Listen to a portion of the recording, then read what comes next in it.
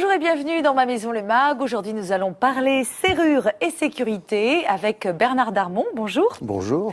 Vous êtes directeur d'une société spécialisée dans les serrures. Absolument.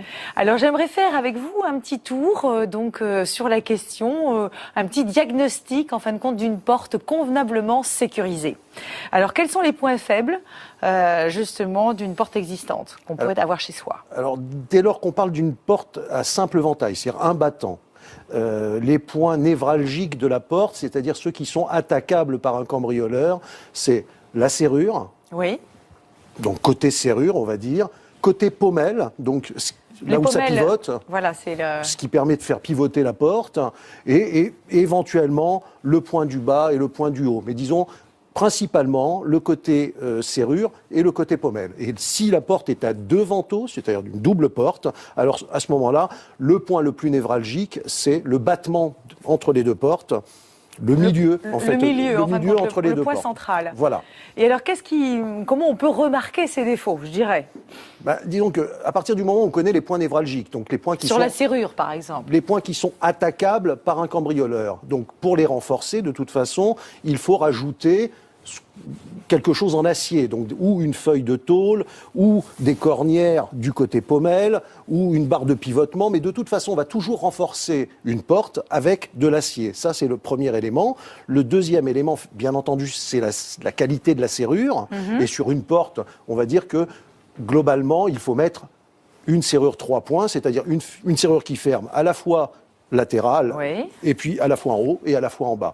Et une fois qu'on aura renforcé le côté pommelle et le côté serrure, avec un point haut, un point bas, avec une serrure de qualité, logiquement, on a une porte convenablement sécurisée. D'accord. Et pour le double ventail, enfin, pour la barre centrale, comment on fait ? Pour les portes à double vantaux, un serrurier va rajouter ce qu'on appelle un plat de battement ou un plat de recouvrement, c'est-à-dire une partie femelle et une partie mâle, oui. Et de manière à ce que lorsque la porte s'ouvre et se referme, la partie mâle s'enquille dans la partie femelle, et ça évitera à un cambrioleur de pouvoir passer un pied de biche ou une baramine pour fracturer la porte au milieu.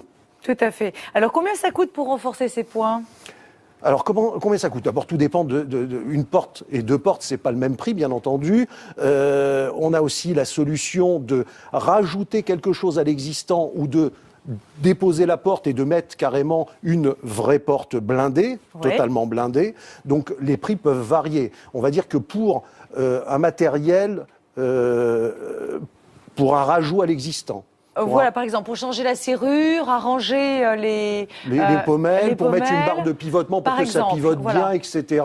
Il faut compter à peu près 1 millier d'euros. 1 000 euros, fournis, posés. La personne peut avoir l'équipement d'une serrure 3 points, le renfort côté pommelle, les cornières anti-pince pour éviter le passage du pied de biche. C'est déjà une sécurité moyenne qui est tout à fait convenable avec une serrure d'un niveau A2P 1 étoile, donc homologuée par les compagnies d'assurance avec un niveau 1, on va dire. D'accord. Est-ce que si on change sa porte contre une porte blindée, quel est le prix minimum d'une porte blindée? Je pense que c'est niveau 1, niveau 3. Je sais pas. Voilà, ça va de niveau 1 à niveau 3. Alors, la porte blindée, elle va avoir... Minimum, maximum. Oui, c'est entre 1 500 et 3 000 euros.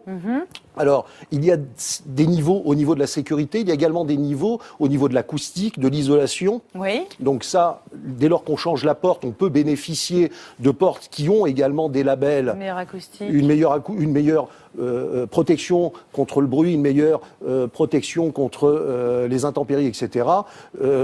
Et aussi, il y a aussi un aspect décoration. Il existe aujourd'hui des portes niveau 3 très très belles qui vont être ou époxy ou avec un décor bois, etc. et qui vont donc de ce fait coûter un peu plus cher. Mais au niveau de la sécurité, ça ne changera rien. D'accord. Alors, est-ce qu'il vaut mieux quand même garder sa porte existante et faire des travaux parce qu'on est finalement avec peut-être un décalage de 500 euros ou alors prendre une porte blindée? Quand on peut changer la porte, c'est-à-dire que lorsqu'on est dans un cas de figure où nous sommes autorisés à changer la porte vis-à-vis de la copropriété, parce que dans certaines copropriétés, vous êtes obligé de garder une esthétique commune à tout l'immeuble et donc vous ne pouvez pas changer la porte, vous êtes obligé de renforcer les portes existantes. Donc dès lors que vous êtes dans une situation où vous avez cette possibilité de changer la porte, c'est toujours mieux. Parce que on repart carrément sur la maçonnerie et on applique une porte blindée, elle va parfaitement pivoter, elle va être complètement... Donc en fin de compte, la porte blindée, c'est toujours la meilleure solution. Bien sûr, la porte complète, c'est toujours la meilleure solution. Est-ce qu'il y a une norme à respecter ? Alors, la norme à respecter, c'est la norme A2P. C'est celle qui est validée par les assurances. Par le CNPP, c'est l'organisme normateur qui donne les normes pour les compagnies d'assurance. Donc, dès lors que vous voyez A2P sur la clé ou sur le pen de la serrure, vous savez que... C'est sérieux. Voilà, c'est quelque chose de sérieux, c'est quelque chose qui a été homologué. Et à la pause ? Alors, à la Parce pause, qu'il faut encore que le matériel soit bien posé. Absolument. Donc, vous pouvez tout à fait avoir une serrure à 2P, y compris 3 étoiles, la meilleure notation, oui. Et qui soit mal posée, finalement, vous n'avez aucune sécurité. Voilà. Si on pousse la porte, on pourra rentrer et vous n'avez aucune sécurité. Donc, depuis environ 1 an, le CNPP a décidé de créer une norme de pause à 2P, comme ça existe d'ailleurs dans les alarmes. Les alarmes sont homologuées avec des installations qui sont également à 2P. Donc, aujourd'hui, ça, c'est vraiment très bien. Parce voilà, lorsqu'on a la chance de pouvoir s'adresser à une entreprise dont les installateurs sont homologués au niveau de l'installation A2P, effectivement, là, il ne faut pas hésiter. Voilà, faut pas hésiter, vous pouvez y aller en toute confiance. Ce sont vraiment des gens sérieux qui vous envoient des compagnons formés et des vrais serruriers. Est-ce qu'on peut mettre une serrure dernier cri sur une simple porte ? Pas beaucoup d'intérêt en réalité.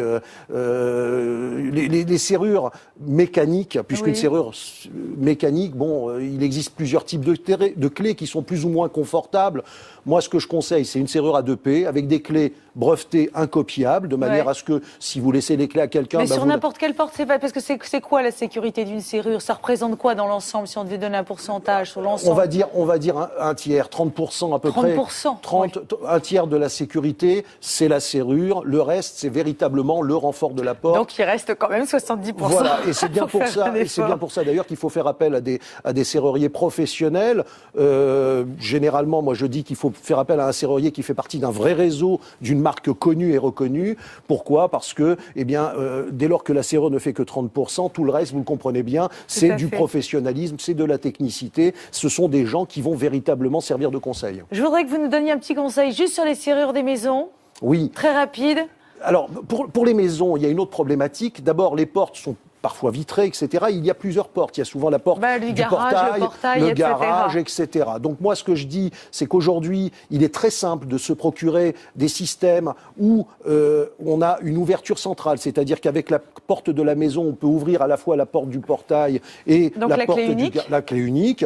Et on peut confier l'unique clé du portail, enfin la clé de la serrure du portail uniquement à une personne qui viendrait pour faire le ménage ou le jardinier qui rentrerait. Et donc on a l'assurance qu'il peut rentrer dans la maison et sortir pour faire son travail de jardinier, mais qu'il n'a pas la possibilité de rentrer ni dans le garage, etc. Et ça c'est facile. Et puis ça simplifie la vie. Ça ne coûte absolument pas plus cher. Ça évite d'avoir des trousseaux avec une multitude de clés et c'est pratique et ça coûte vraiment pas plus cher. Et on peut trouver ça maintenant un peu partout chez des serruriers de qualité. Très bien. Écoutez, je vous remercie pour tous vos bons conseils, Bernard Darmon. Ce fut un plaisir, merci de votre accueil. Et puis nous, on se retrouve très bientôt pour un autre Ma Maison les Mags.